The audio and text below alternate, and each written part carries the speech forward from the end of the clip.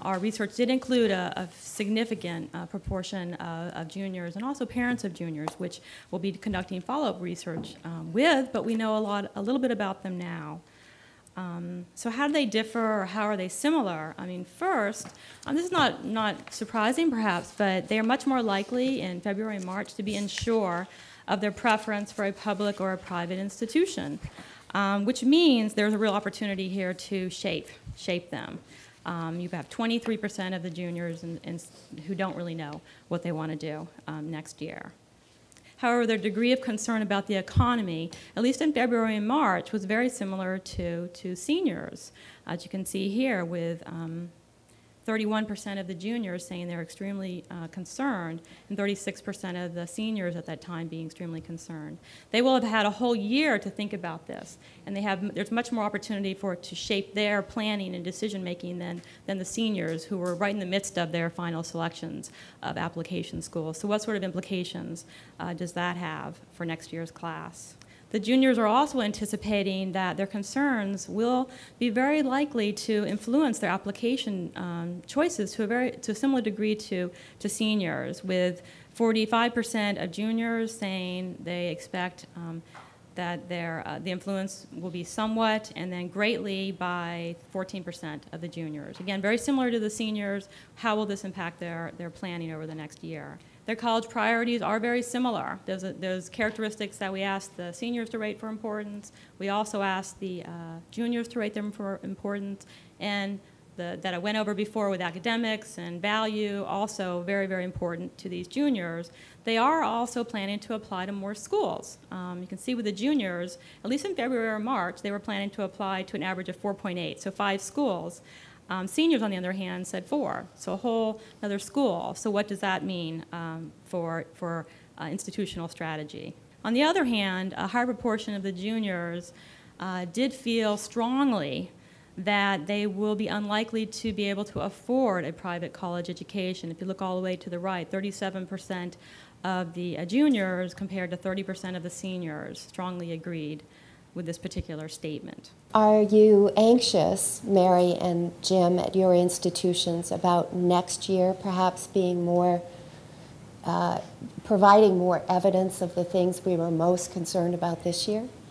Well, I think for us, it's a different kind of a concern. Our concern becomes serving the numbers, because I expect that we're going to continue to see an increase just based on the numbers of juniors and sophomores who are coming to open houses now, so exploring the school at an earlier stage. So it's meeting those needs, being able to meet the demand. We'll work very hard to do that. I'm not intimidated by that kind of a challenge. So it is different. But I do worry about what happens, for example, during the summertime when high school, those jobs, those after-school jobs that kids rely upon to help make the difference, those are not as available, the impact of continued layoffs. So I think it's going to be very hard to predict some of what happens going forward. Some of it will look the same. Some of it will look very different as the economic conditions continue to unfold. I don't think any of our old reliable models on forecasting are going to be as reliable as we once would like them to be. So we're watching this, but for us, we're expecting the demand piece to continue to be significant. So meeting that demand will be a different set of challenges for us. Thank you. Jim? I think, we in the private sector, we'll be looking at the, if you will, the opposite side of the problem, which is indicated in, I guess, the last data point that Tara put up, the 37% of juniors who say that they strongly agree that it's going to be, they'll be unlikely to afford private college education. Now, we see in the rest of the data that's a process, as Jack mentioned before, that unfolds over the course of the application cycle. So it seems to me that one of the challenges we're going to face is the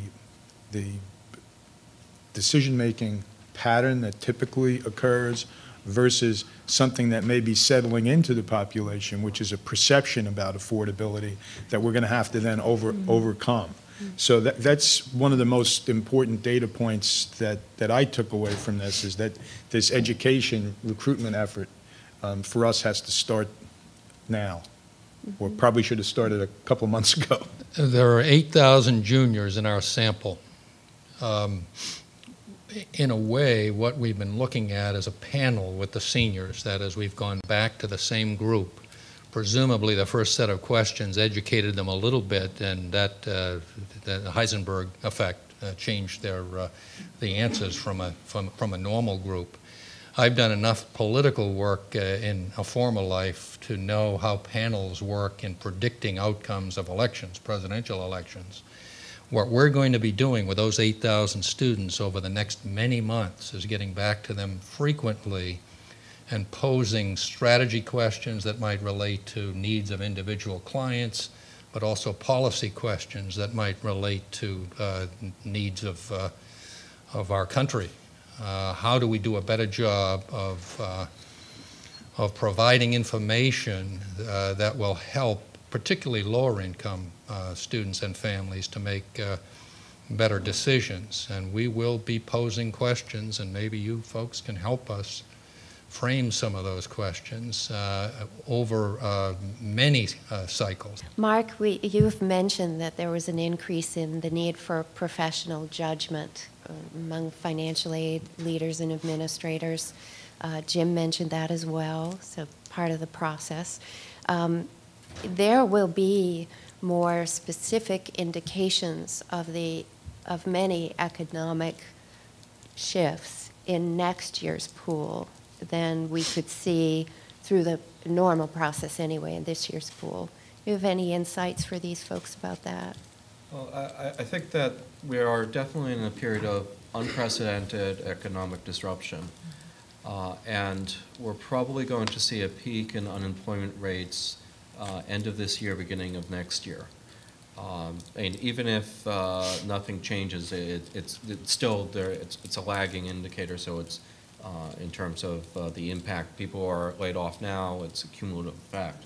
So it definitely will at least peak then, maybe continue a little bit beyond then, though I'm optimistic that we may have seen the worst of it by then. But that's going to lead to more students being increasingly concerned about how they're going to pay for school. They're going to be more volatile in their decision making. So that means that the models will continue to be less predictable.